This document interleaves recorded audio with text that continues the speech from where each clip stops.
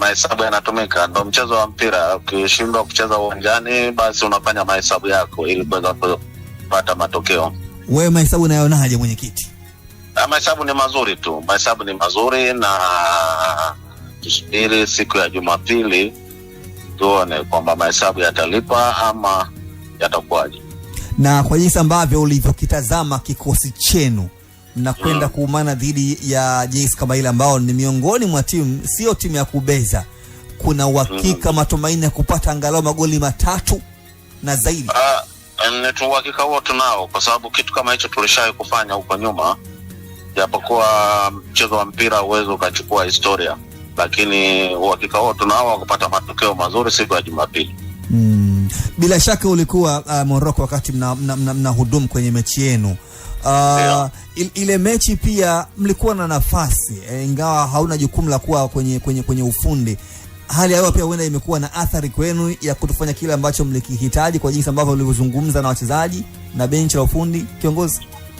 Ni kweli. Hali ya hewa haikuwa rafiki kwetu. Toka tumefika Morocco kulikuwa na hali ya hewa ambayo sio nzuri kwetu sisi pamoja na wachezaji, kwa sababu kulikuwa na vipindi vya baridi kali, kulikuwa na vipindi vya mvua.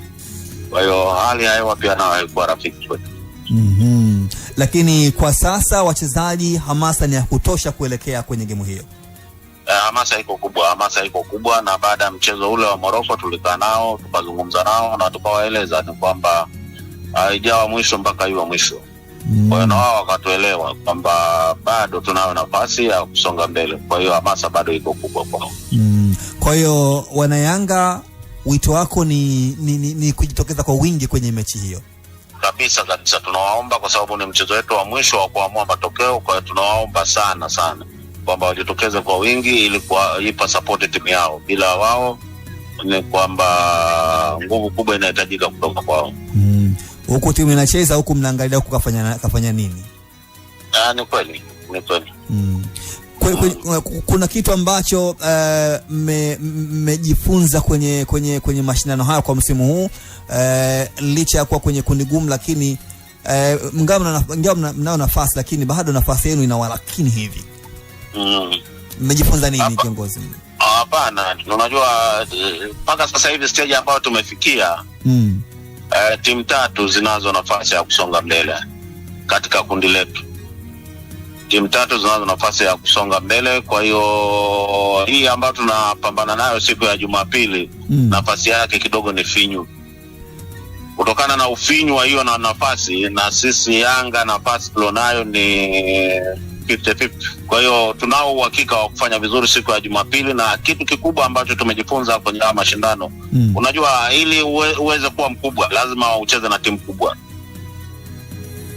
Ili uweze kuwa mkubwa lazima ucheze na timu kubwa. Kwa hiyo katika grupu zote ambazo zimepangwa, na nafikiri grupu letu lilikuwa na timu kubwa na tumecheza na timu kubwa. Kwa hiyo na sisi kama wakubwa, kwa hiyo tumejifunza kwamba ili uweze kuwa mkubwa lazima ucheze na timu kubwa. Bila shaka hapa kati hamna mechi yoyote kuelekea kwenye mechi hiyo, na matayarisho bila shaka kwa vizuri kwa upande wa utawala. Utawala kila kitu kiko vizuri, na sisi kama viongozi nafikiri Ijumaa tutatia timu Zanzibar. Ijumaa tutatia timu Zanzibar, lakini timu inaondoka leo. Timu inaenda leo. Timu inaondoka leo pamoja na secretariat, lakini sisi viongozi Ijumaa tutatia timu Zanzibar wote. Kamati nzima yote utendaji tutakuwa Zanzibar kuanzia Ijumaa. Nimesikia hadi yule mfadhili.